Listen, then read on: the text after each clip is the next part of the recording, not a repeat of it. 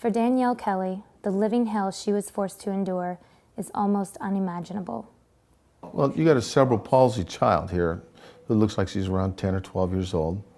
And cerebral palsy kids, which I treat a lot of, they're the happiest freaking kids in the world. Cerebral palsy kids love to hug, love to be touched, love to be kissed.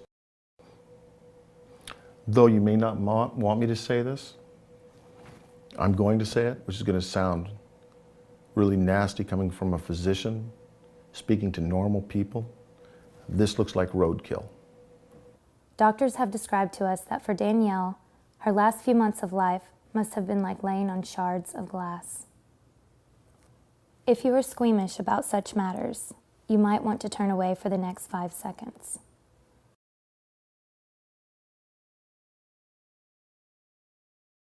It looks like even parts of clothing or sheets from the bed are interwoven in this muscle and skin.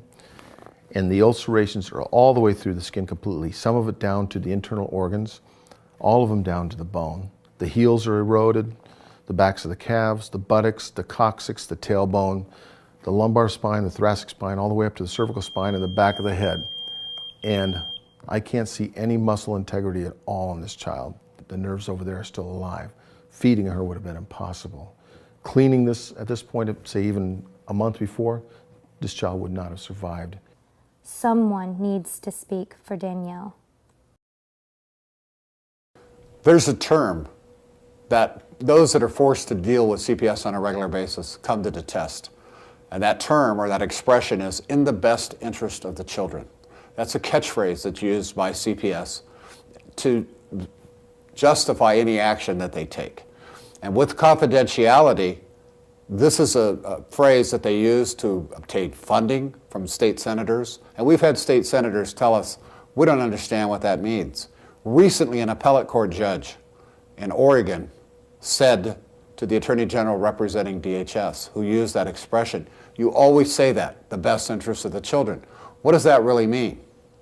And in most cases, it means it's in the best interest of CPS as determined by CPS. It's not the best interest of the children. When you have over 1,000 children dying a year, it's not in their best interest. You may be wondering to yourself that since these cases are so horrible, why aren't the parents obtaining contingent attorneys and suing the state over the loss of their children? There's a couple of problems that we've encountered and that we decided to investigate. In just one county that we investigated, we found that not one of the county's judges had ruled against CPS in any permanent guardianship, nor did they rule against CPS in any case involving the termination of parental rights of children's biological parents. Not once in 13 years. We also discovered that the attorneys that are appointed to handle the indigent defendants do not take depositions.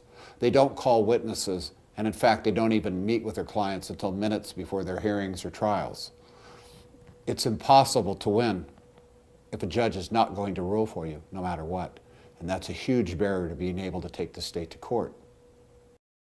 There are currently 2 female judges in town who hear most of the DHS cases, and one of the judges has 3 nieces that all work at DHS, one of them being in a supervisory position.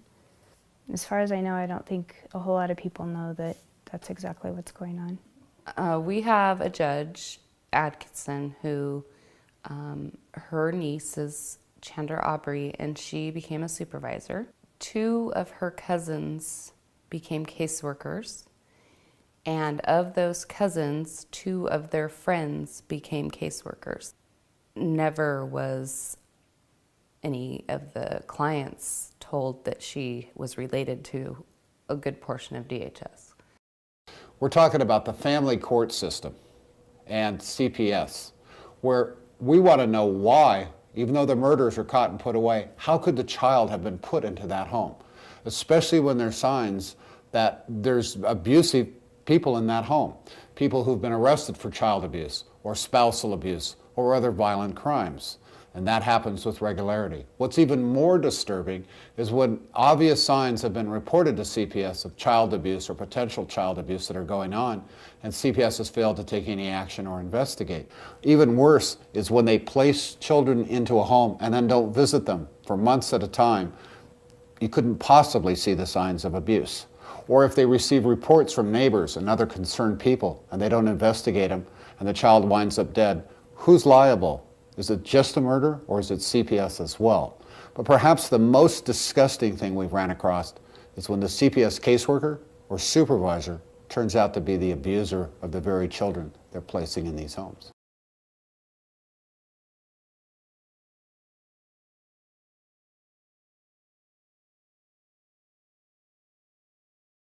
We discovered one judge in Klamath County that actually instructed a CPS worker who was under hot cross-examination by a parent's lawyer that if that CPS worker was uncomfortable answering the questions asked of her by the attorney for the parents, even though she was on the stand and she was under oath, that worker did not have to answer those questions. That's incredible.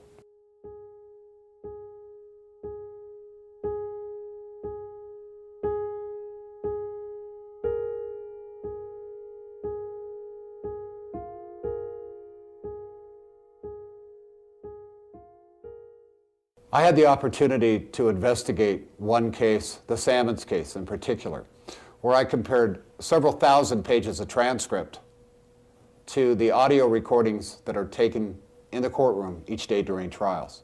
And what I found was shocking. The actual audio recordings are not what's reflected in the transcript, the certified transcript. And the certified transcripts are what are included and sent to the appellate court when they're trying to decide if the lower court made a mistake. There were over 1,000 errors that I discovered without even having gone through all of the transcript, and some of those errors were substantial. For example, there was testimony, apparent testimony in the transcript that the father was guilty of domestic abuse, that he had beaten his wife or hit her. There was also supposed testimony from the wife which corroborated that. There was also testimony that their baby had been shaken, but yet when I listened to the audio recordings, there was no such testimony, and in fact those questions had never even been asked. There are areas in the courtrooms in the same county where recording cannot take place because the system is so old and out of repair. I approached the state court administrator along with the local state senator, and that person told us that she acknowledged that the system was out of date, old, and was in dire need of repair within the next year. As Senator Whitsitt pointed out to her, that was great, but what about all the people who'd been through that court and that court system who had transcripts which were wildly inaccurate? And those people today, some of them have lost their children forever. Mr. Bowen was able to provide me with the audio transcripts of my court proceeding. There were thousands of errors within my transcript. I was employed as the Klamath County Human Resources Manager for Klamath County, and I was employed as a court transcriptionist for the State of Oregon Judicial Department. I did learn at some point there were problems with the Salmons transcript. The Bowens and Senator Whitsitt presented all of that evidence and more to the state court administrator, Ms. Kingsley Click. After receiving the information from Senator Whitsitt and the Bowens, a prodigious amount of information, she wrote a letter stating there was nothing wrong with the new transcript.